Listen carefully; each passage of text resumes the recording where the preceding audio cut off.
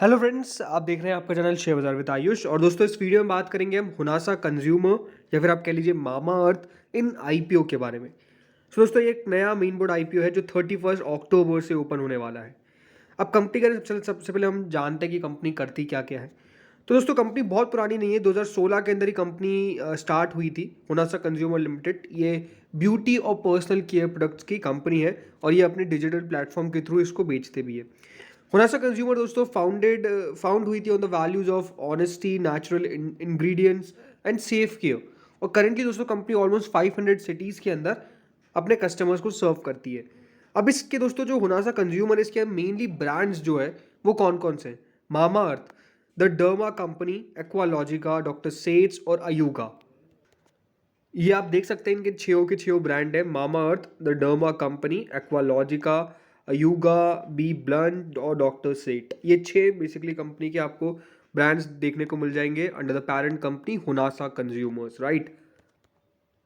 Company दोस्तों हाल ही में B blunt को बेसिकली एक्वायर किया था। एंड जो उसका कंटेंट प्लेटफॉर्म है वो है मॉम्स प्रेसो।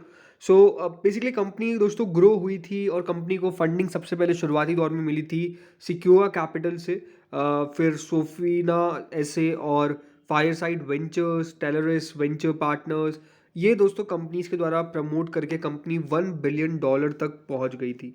और 2022 में ये one of the first unicorn companies में से एक थी। सो ये अपने आप में हाँ इस तरीके से ग्रो तो की है। एज ऑफ जून 30 2023 जो कंपनी का प्रोडक्ट पोर्टफोलियो है उसके अंदर baby care, face care, body care, hair care और कलर कॉस्मेटिक्स और फ्रेग्रेंसेस बेसिकली आपको आते हुए नजर आ जाएंगे। तो इस तरीके से कंपनी का बेसिकली आपको प्रोडक्ट पोर्टफोलियो नजर आ जाता है।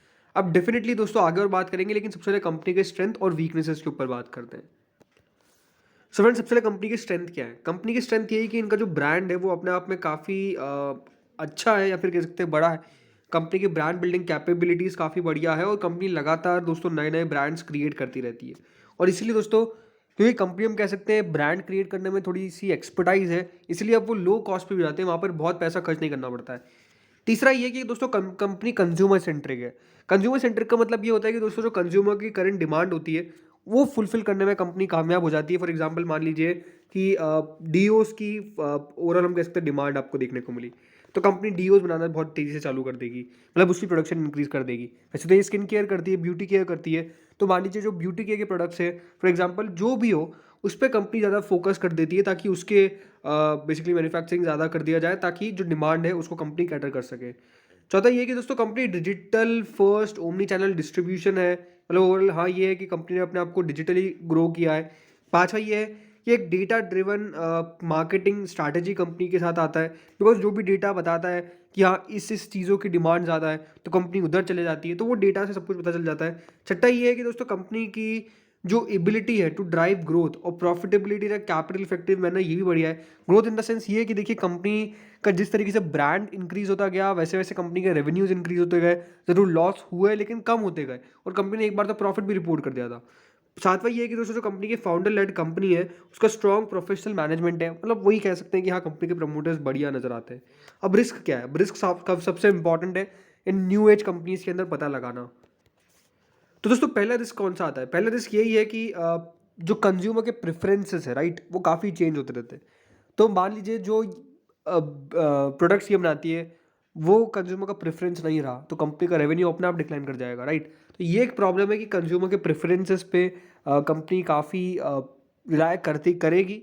बट ये है कि हाँ अगर कंपनी के प्रोडक्ट से कंज्यूमर प्रेफरेंस मैच नहीं होता है तो ये कंपनी के लिए एक मेजर प्रॉब्लम है। दूसरा ये है कि कंपनी का सिग्निफिकेंट अमाउंट ऑफ रेवेन्यू जो है वो basically limited number of product से आता है। ऐसा ये कहा जाता है कि कंपनी के 10 टॉप प्रोडक्ट से ही ज़्यादातर आपको कंपनी का रेवेन्यू जनरेट होता हुआ देखने को मिलता है। अभी आपने कंपनी के 6 ब्रांड्स देखे, लेकिन मेजरली जो 6 ब्रांड्स हैं उसमें से भी एक दो ब्रांड्स ही ऐसे हैं जिससे company measure of the revenue अपना जनरेट कर पाती है। तो ये बात इंपॉर्टेंट है कि ब्रांड्स बना तो लिए कंपनी ने, लेकिन ये है कि उनको उसके बाद रेवेन्यू जनरेट करना, प्रॉफिटेबिलिटी की रेस में लाना, ये बहुत समय लेता है एंड डेफिनेटली अपने आप में मुश्किल एक्सपीरियंस यहाँ पर कंपनी को देखने को मिलता है। तीसरा ये है कि जो कंपनी है, कंपनी द्वारा डेफिनेटली काफ़ी सारे लॉसेज रिपोर्ट किए गए पास्ट के अंदर जो अपने अपने नेगेटिव है। चौथा ये कि जो कंपनी ने सब्सिडरीज बेसिकली एक्वायर की है वहाँ पर भी आपको लॉस देखने को मिलेंगे। पांचवा ये है कि कंपनी को अपना खर्चा या फिर रेवेन्यू जो भी जनरेट करती है उसमें एडवर्टाइजमेंट एक्सपेंस कंपनी का काफ़ी ज़्यादा आता है। माना ही जाता है कि कंपनी दोस्तों अगर 100 रुपये कमा रही है फॉर एग्जांपल, उसमें से 40 रुपये तो कंपनी को अपने एडवर्टाइजमेंट पे खर्चा करना पड़ता है। तो आप समझ सकते हैं कि कंपनी का 40%, 30 to 40% ऑलमोस्ट दोस्तों जो रेवेन्यू है वो जो रेवेन्यू है मतलब एडवर्टाइजमेंट पे एक्सपेंस जाता है। अगर कंपनी ऑलमोस्ट 100 करोड़ का अपना धंधा कर रही है तो उसमें 40 करोड़ तो कंपनी को एडवर्टाइजमेंट में खर्च करने पड़ते हैं। तो ये एक मेजर प्रॉब्लम है। पांचवा ये है मतलब छठा ये है कि दोस्तों कंपनी का काफ़ी ज़्यादा रिलायंस होता है on celebrities and social media influencers. इसका मतलब यही है कि कंपनी किस तरीके से अपने ब्रांड को खड़ा करती है सेलिब्रिटीज़ के द्वारा। आपने देखा है काफ़ी सारे बड़े बड़े एक्टर्स यहाँ पर आपको इनका ब्रांड इंडोर्समेंट करते हुए नजर आते हैं। काफ़ी सोशल मीडिया के इन्फ्लुएंसर्स इनका ब्रांड इंडोर्स करते हुए नजर आते हैं। तो ये एक सबसे इंपॉर्टेंट कंपनी की मार्केटिंग स्ट्रैटेजी है। अब मार्केटिंग स्ट्रैटेजी तो है बट अनडाउटेडली इसके कारण होता क्या है कि कंपनी का मेजर ऑफ द रेवेन्यू कहाँ चल जाता है, इसके अंदर चले जाता है, मतलब वो एक्सपेंस में चले जाता है। जैसे आप देखेंगे इसके अंदर बहुत सारे यूट्यूबर्स हैं जो मामा अर्थ के प्रोडक्ट्स को इंडोर्स करते हैं। फिर अगर आप एक्टर्स में देखेंगे तो सारा अली खान, उससे पहले मतलब शिल्पा शेट्टी तो ठीक है इसमें एक इन्वेस्टर भी है। सो अनडाउटेडली जो इंपॉर्टेंट बात बताने वाली है कि अगर कोई सेलिब्रिटी है या फिर कोई सोशल मीडिया इन्फ्लुएंसर है तो वो अच्छे खासे पैसे लेता है, राइट। तो ये कंपनी के लिए एक अच्छा खासा खर्चा हो जाता है।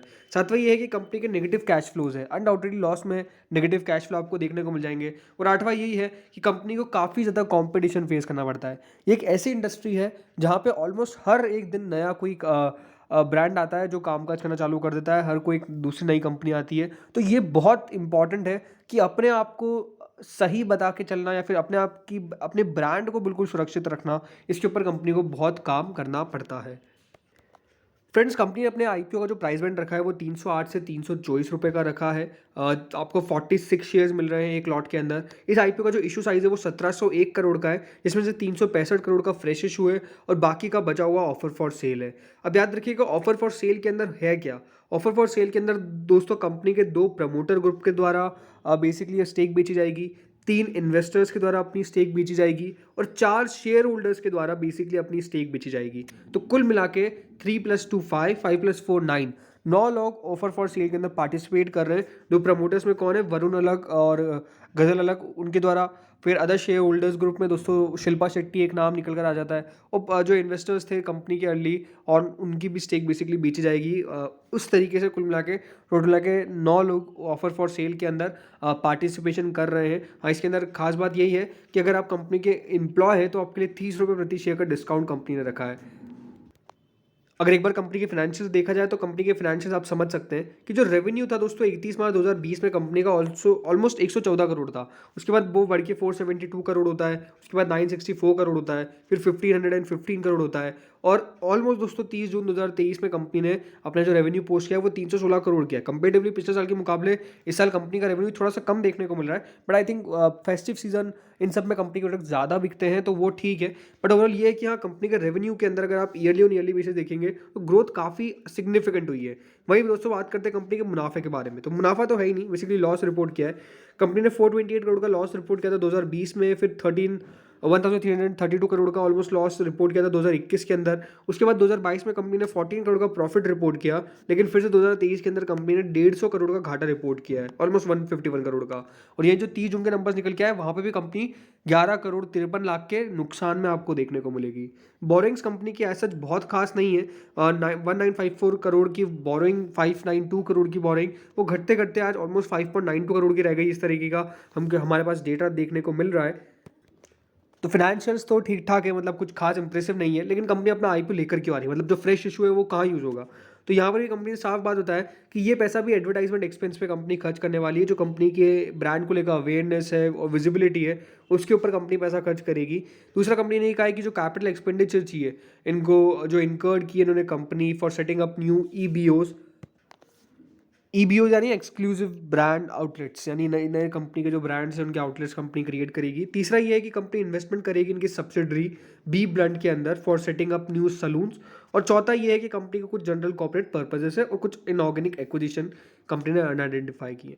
लेकिन इंपॉर्टेंट क्या है कि क्या इस आईपीओ में पैसा लगाना चाहिए। अगेन मेरा पर्सनल व्यू है, कोई रिकमेंडेशन साफ बात पे नहीं है। देखिए जो कंपनी वैल्यूएशंस पे लेकर आई है वो ऑलमोस्ट 106 का दिखता है, बट मेरे हिसाब से वैल्यूएशंस बहुत मैटर यहाँ पर करते हैं क्योंकि याद रखिए जो नई एज कंपनीज़ है वो चाहती है कि अच्छा अच्छा उनको वैल्यूएशन मिले और जल्दी वो एक यूनिकॉर्न बन जाए, ये सब बन जाए। बट ठीक है, मेरे हिसाब से दोस्तों वैल्यूएशंस कंपनी ने कंपेरेटिवली बाकी जो न्यू एज कंपनीज आई थी पहले उनके हिसाब से तो ठीक रखे, बट स्टिल वैल्यूएशंस बहुत अभी भी एक्सपेंसिव नजर आता है। ऐसा नहीं है कि यहाँ पर कोई आप इन्वेस्टर्स के लिए बहुत जगह छोड़ रहे हैं। तो मेरे हिसाब से ये एक सिंपल ऐसा आईपीओ है जहाँ पे अगर आप पैसे लगाने का सोच रहे हो तो याद रखिए आपको बहुत अपना लॉन्ग टर्म व्यू लेने का पड़ेगा, ऑलमोस्ट 5 से 7 साल का।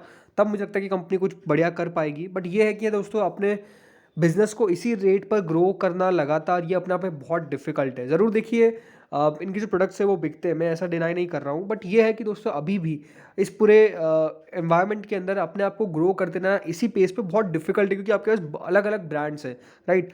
अगर कोई प्राइस समझ में नहीं आती है तो दूसरे ब्रांड की तरफ एक कस्टमर का जाना स्वाभाविक सी बात है, राइट। तो वो एक इंपॉर्टेंट क्वेश्चन मेरे हिसाब से अभी भी बना रहेगा कंपनी के ऊपर। और वैल्यूएशन, जैसे मैंने कहा कि वैल्यूएशन थोड़ी सी एक्सपेंसिव है ही, तो मेरे हिसाब से पैसा आना इसके अंदर अगर आप सोच रहे हैं लगाने का तो मेरे हिसाब से एक लॉन्ग टर्म के हिसाब से और कोई लिस्टिंग गेन के हिसाब से ना लगाए तो बेहतर होगा। अदरवाइज सिंपल है कि आप अवॉइड भी करके चल सकते हैं। अगेन ये मेरा खुद का पर्सनल व्यू है, कोई रिकमेंडेशन नहीं है। आपका जो भी व्यू हो वो आप खुद बनाइए, मेरा जो व्यू है वो मैंने आपको बता दिया। इसकी जो करंट ग्रे मार्केट चल रही है वो आप खुद नोटिस कर सकते हैं, 7 रुपये चल रही है। और ये बात ध्यान रखिए, एक और जो इंपॉर्टेंट पॉइंट है अभी वो है दोस्तों मार्केट।